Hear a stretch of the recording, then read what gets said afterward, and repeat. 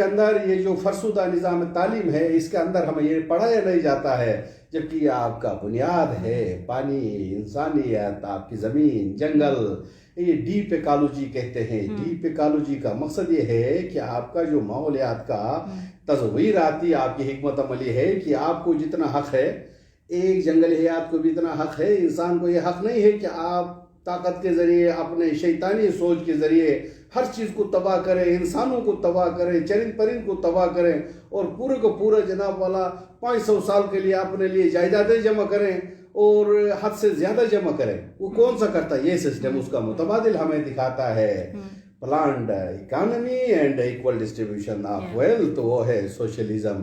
اس کے ذریعے ہم منصوبہ بندی کرتے ہیں، منصوبہ بندی کے بعد جناب اس میں دولت کا منصفانہ تقسیم کرتے ہیں، کوئی بھوکا نہ رہے، کوئی بغیر چھت کے نہ رہے۔ لیکن یہ سسٹم میں جناب والا زیادہ تر لوگ بھوکے بھی سوتے ہیں اور زیادہ تر لوگ وہ بغیر چھت کے بھی سوتے ہیں، اور کئی کے پاس اتنی جائیداد ہے وہ حد سے زائد ہے۔ تو اس سسٹم کو بدل کے، اس سسٹم کو توڑ کے ہم اپنا سسٹم لانا چاہتے ہیں جس میں جنگلی حیات، آبی حیات، انسانی حیات، جنگلات سب برابر طریقے سے بابا جان ہمیں یہ بتائیے گا، بیٹھ سکے۔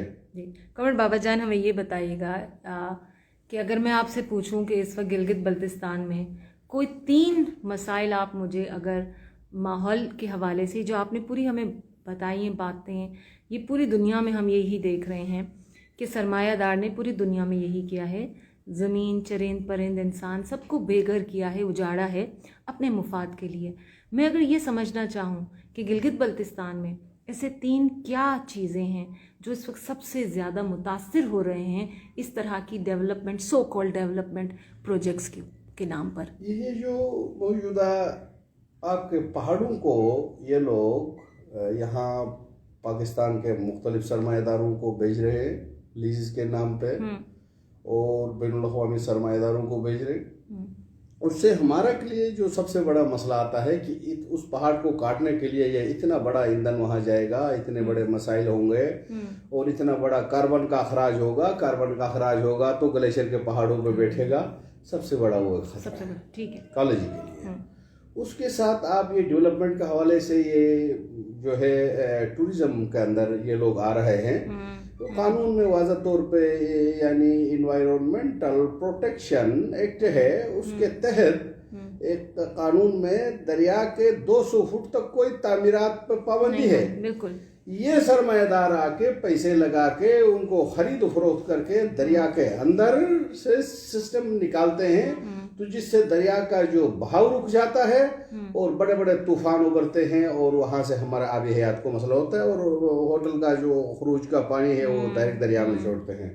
تو یہاں آنے تک وہ پانی زہریلو بنتا ہے، زہریلو بننے کے بعد آپ کا بلن ہے، جسے ہم جو سندھی میں بلن کہتے ہیں، اور ایک انسان دوست مچھلی ہوتی ہے، تو اس کو جناب اس کی بالکل اس پہ بیماریاں لگ چکی ہیں، وہ بلائنڈ ہو چکی ہیں، اس کی آنکھوں کو خطرہ ہے، تو مطلب نہیں دیکھ پاتی ہیں۔ تو یہاں تک اس کے مسائل آتے ہیں۔ پھر ساتھ ساتھ ادھر گلگت بلتستان میں جو مسئلہ ہے، وہ جو پہاڑ ہے، برف کے پہاڑ، اس میں وہاں کوئی سسٹم ریگولیشن اتھارٹی نہیں ہے، جس وجہ سے 50 سال پرانی ٹرکیں بھی آتی ہیں اتنے جناب کاربن کا اخراج کرتے ہوئے، جس وجہ سے بھی ہمارے لیے بہت سارے مشکلات ہیں ہمارے برف پوش پہاڑوں کو۔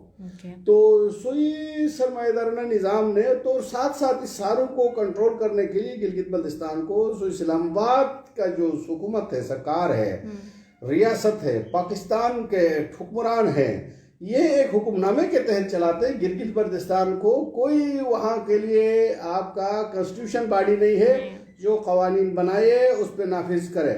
وہ کیسا اسمبلی ہے جو اپنے لیے آئی جی تعین نہیں کر سکتا، پولیس چیف، ہوم سیکرٹری تعین نہیں کر سکتا ہے، چیف سیکرٹری تعین نہیں کر سکتا ہے آپ کے قانون کی حکمرانی کے لیے۔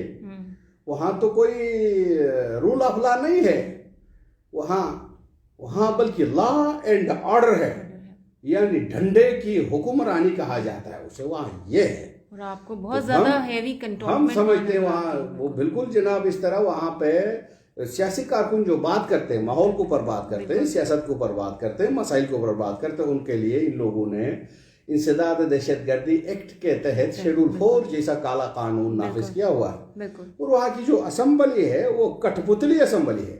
उसके वजह मिसाल चंद माह कबल पिछले साल 2023 को जो है पुलिस के जरिए कब्जा किया गया वहाँ के असम्बली के स्पीकर को, मेंबरों को अंदर नहीं छोड़ा गया, उनको नहीं करने दिया। तो इससे हमें वो जो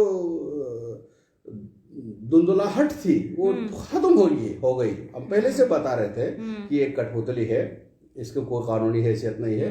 तो इस तरह के गिलगित बल्तिस्तान के अंदर मसाइल हैं। वहाँ माहौल का मसला है, वहाँ जो है आइन का मसला है, वहाँ अदालत का मसला है।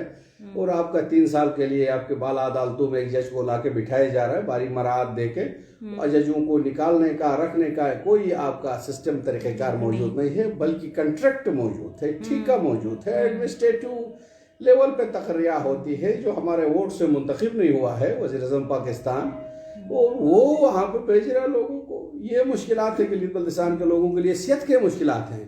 कोई बेहतरीन अस्पताल नहीं है तो हमारे लोग ज़मीन जायदाद बेच के इधर कराची आते हैं, इस्लामाबाद आते हैं इलाज कराने के लिए। कोई वहाँ पे आपके लिए मेडिकल यूनिवर्सिटी नहीं, कोई इंजीनियरिंग यूनिवर्सिटी नहीं, कॉलेज नहीं, ये चीज़ें नहीं।